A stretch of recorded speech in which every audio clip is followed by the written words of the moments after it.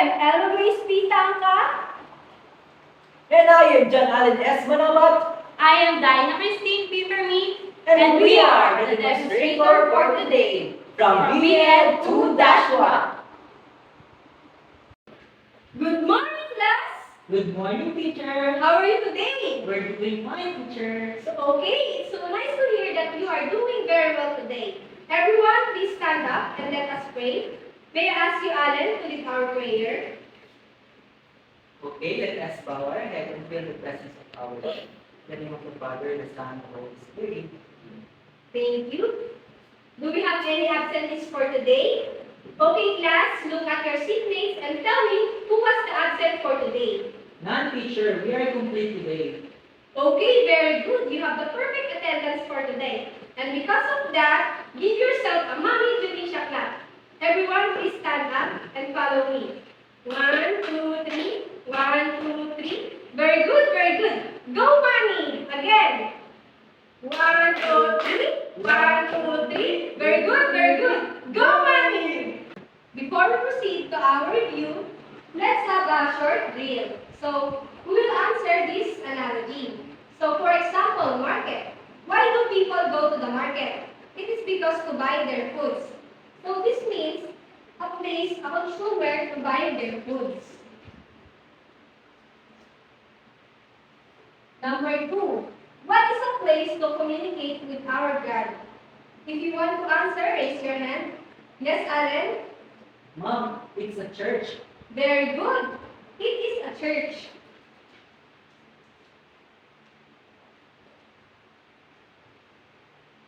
So number 3, hospital. Why do people go to the hospital? Teacher, Slade? teacher, hospital is a place to treat sick people. Correct. It is a place to treat sick people.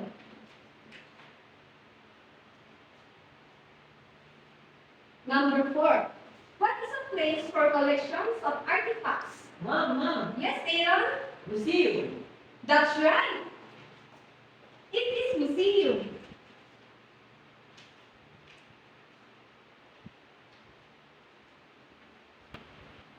And last, what do you call a place that we can learn? Teacher, school. Very good. Nice answer. It is a school. Before we proceed to our proper discussion, let's look back some review about we tackled yesterday. Will you please identify the name of the ancient heritage building here in our country? So what is this? Mom, Yes, Alan? it's a San Agustin Church. Very good. It is a San Agustin Church.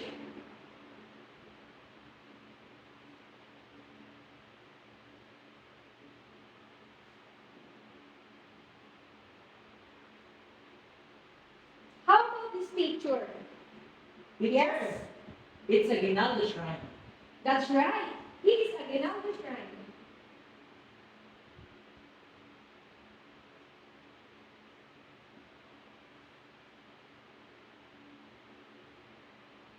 How about this picture? Yes, Lay? Teacher, it is Dr. Rosari's Shrine. Good answer. It is a Rizal Shrine.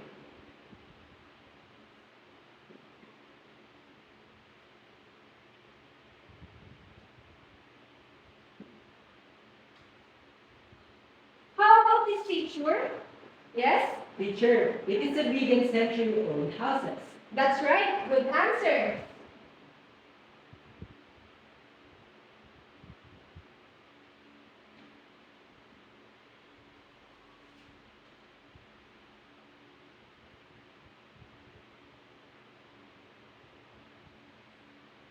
How about this?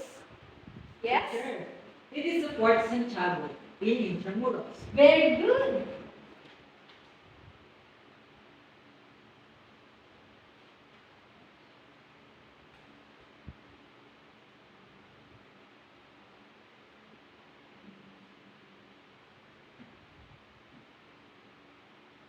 And last? Yes? It is a Quiapo Church. Excellent.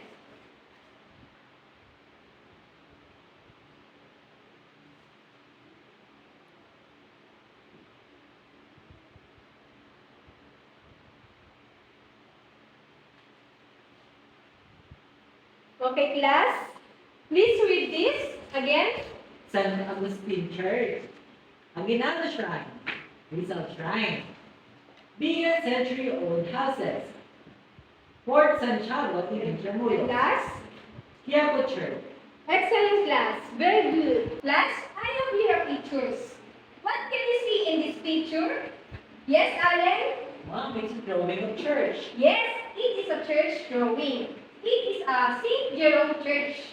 Did you ever try to draw such this piece?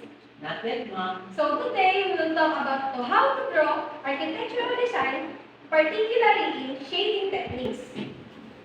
Okay, class. Now, we found out the connection between the pictures that presented earlier by Teacher Elma. In the lesson we will discuss the different shading techniques that used in drawing to make it more beautiful, and we will learn how to draw an artistic design. Okay, let's start. Learning art heritage through drawing. What makes up more beautiful drawing? Will you read, Alan? Paintings, sculptures, and folk arts, all these represent the cultural heritage. They are mirrors of the past and very essential in the pursuits of knowledge, especially in arts and history. Appreciation of inner and outer body of arts is the key to have a different aesthetic perceptions about it. In order to achieve this, begin with the most and basic and simplest element that contribute to a good and beautiful drawing: lines, shapes, and space. Thank you. That's right. You appreciate arts not only by how you see them, but also how to perceive and understand them.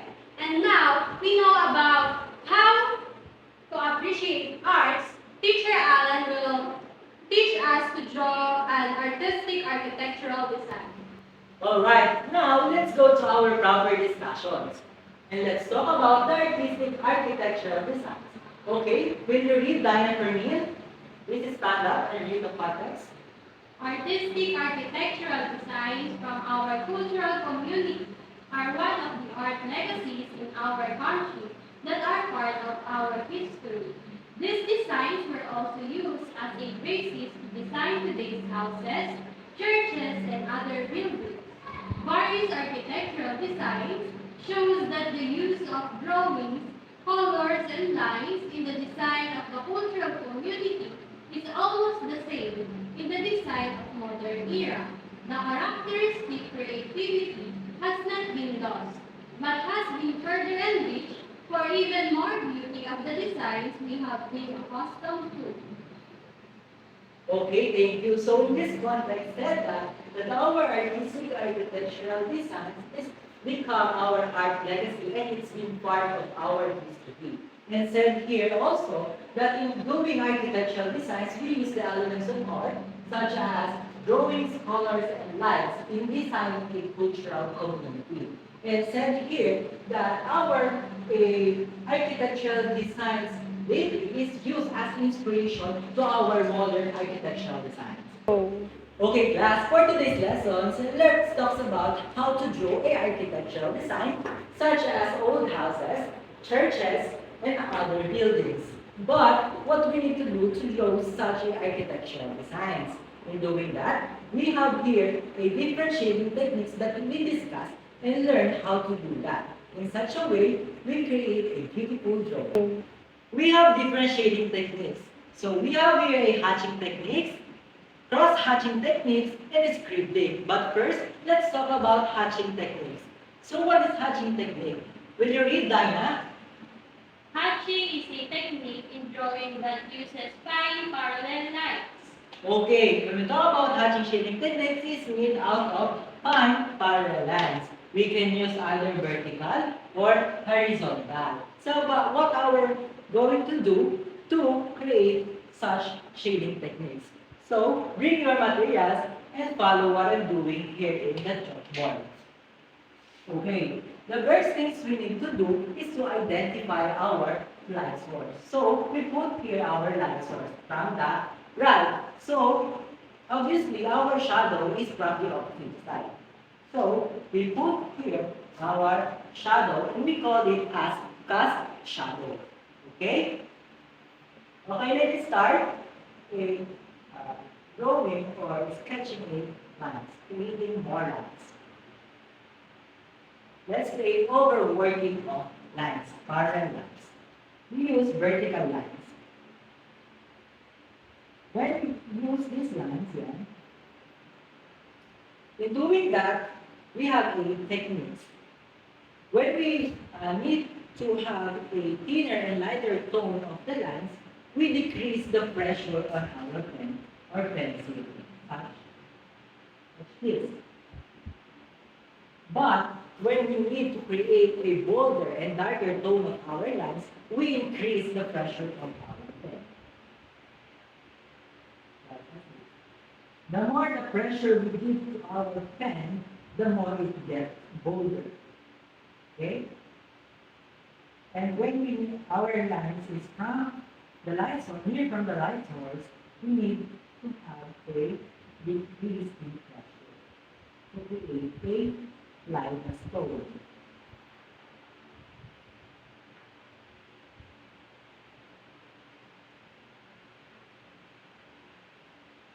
Okay.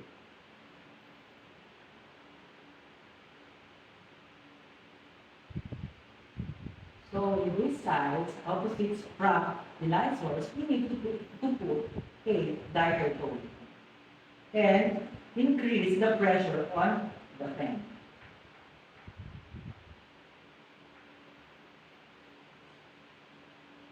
The more it gets near with the light source, the more the light the pressure is needed to have.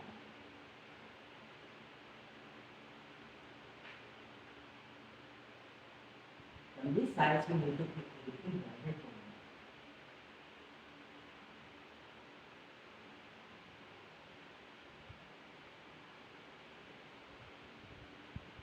Okay. This is our cast shadow. We need to put here a darker tone. We need to put an increasing pressure on our pen.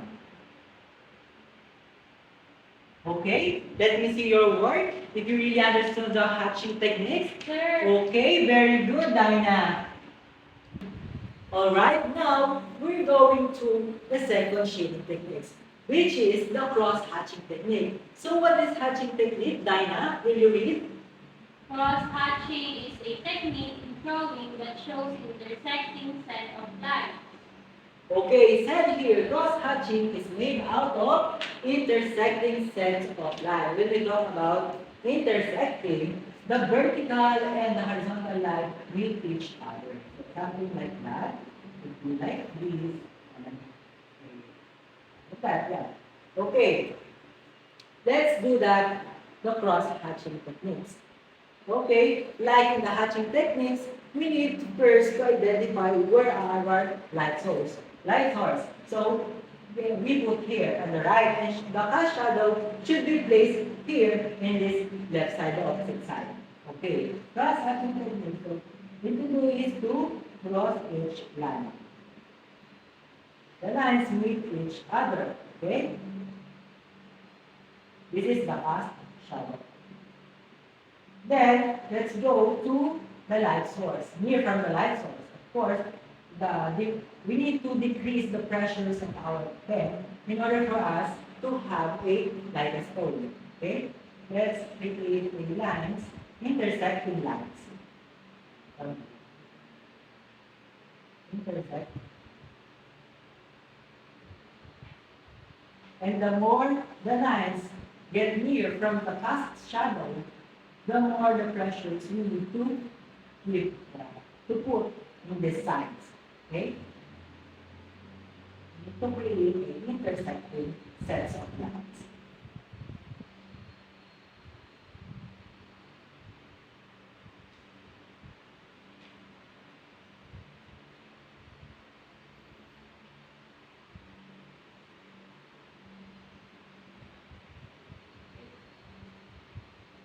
On these sides, we need to put a darker tone. The more overworking sets of intersecting lines. Okay?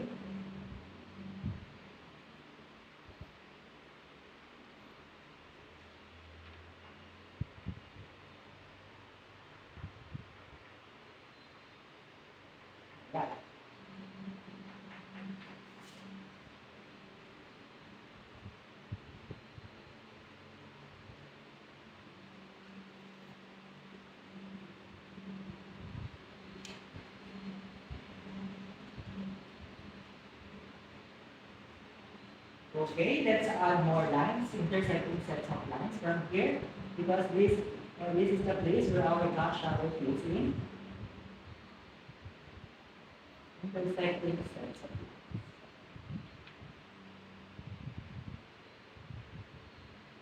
And this is our main final product. So this is how it looks like. Okay, class, can I see your work? Sir. Okay, very good. It seems like that you really understood how to create or use the shading techniques, these cross-hatching shading techniques especially. Lastly, we have scribbling shading techniques. So what is scribbling shading techniques? Will you read? Scribbling is a technique in drawing lines which shows twisted lines. Okay, that here in doing scribbling shading techniques, we need to draw lines which show it twisted. How to do twisted? So it would be like that. Okay. Okay. Again, bring your materials and let's do it together. How to do is scribbling shading techniques. Okay, the first things we need to do first is to identify the light source. The light source is here again from the light side. And of course, our cast shadow is must placed in the left side. This is the cast shadow. Cast shadow. Okay, let's do it together. So, let's identify our cast shadow. Okay. Draw a line, a twisted line, over workings of lines. Over working of lines. And of course, this is the place, or this is the cast shadow, so we need to have a darkest tone. Okay. Over working of twisted lines. Then, let's pull here from our object. Of course, we need to decrease the pressure of our pen or pencils in the place where we are in the line source and get darker and high in pressures when we place it from the cast shadow. Okay?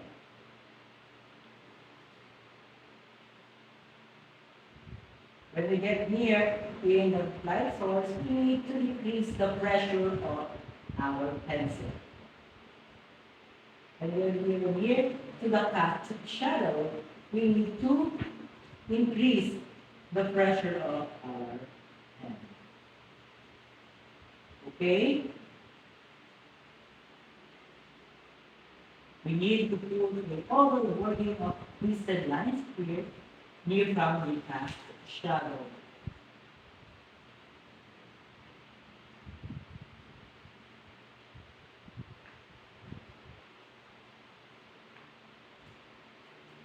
Okay, did you understand, class? Let me see your work.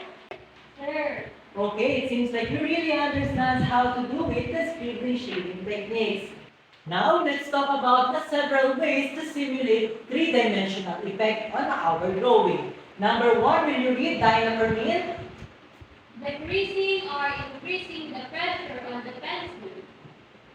Okay, when we decrease the pressure on our pencil, the lines of our pen become more slimmer. And we put increasing pressure on our pencil, it gets a bolder lines or more thicker lines. Number two, will you read, Dinah? Using different values or grades of pencil like HB, 2B, 4B, and 6B. Okay, when you see a normal pencil, it has only 2B. As you can see in a mobile pencil, it has number 2 and indicate here, it just 2B. While in this pencil, as you can see, it plays here, it 8B values of pencil. Okay? We use the pencil and you will observe the values of its shades. Okay. Number 3. Will you read, Elma? Repetition of lines and overworking. Overworking is drawing more lines on areas which are larger. Okay, here's our the example. Okay. You can look at this example closely. Okay, so, and the other one is, as I can say earlier, the lighter tone and the darker tone. For our lighter tone is placed near in the light source, and the darker tone is placed into a cast shadow. Again, it's placed in a cast shadow or the opposite sides of the light source. Okay, and that's it. Game. Now, let's study the picture we presented earlier in motivation. Okay, can you see the hatching shading techniques here? Okay, Dinah, will you point out here in the board? Here, sir. Okay, very good. In the middle, where the lightest tone or the light source is placed in the middle of the church. This is the hatching techniques. And can you see the use of cross-hatching techniques? Okay, that's right. From the edges near from the clouds. This is what we call the cross-hatching. Okay, another. Will you find or can you find the use of cross-hatching shading techniques?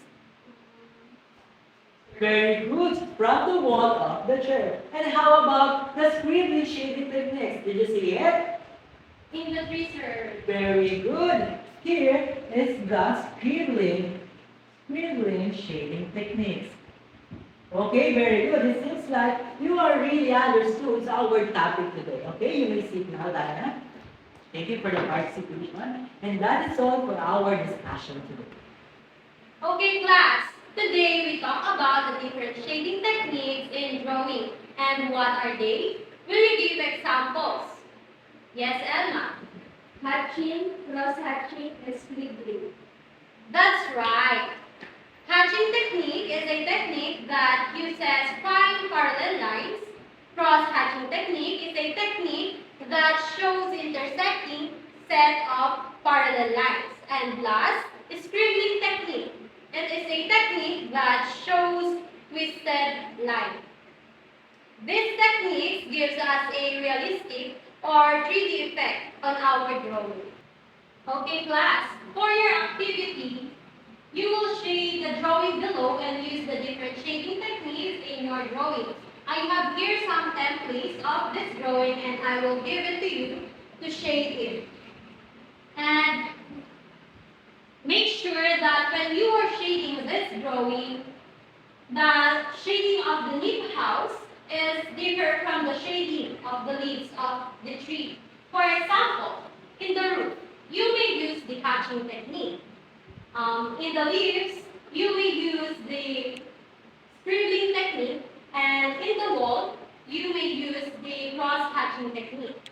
Is that clear, class? Yes, ma'am. Okay, you may start doing your activity.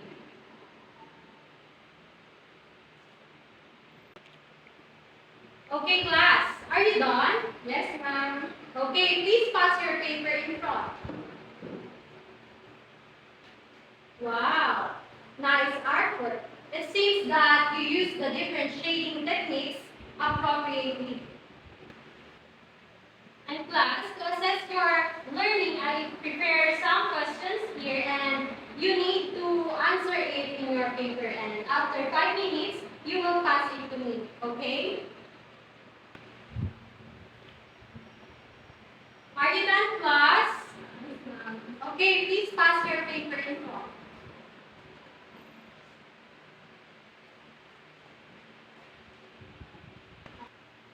Okay, class, bring your notebook and copy this for your assignment. In this assignment, you may use HB pencil. You may put your shades on the following three-dimensional forms using one of the shading techniques discussed in our lesson. You may locate where the lightest tone and cast shadow should be. Okay, class, that's all for today. I hope you understand the topic we discussed today. Class dismissed.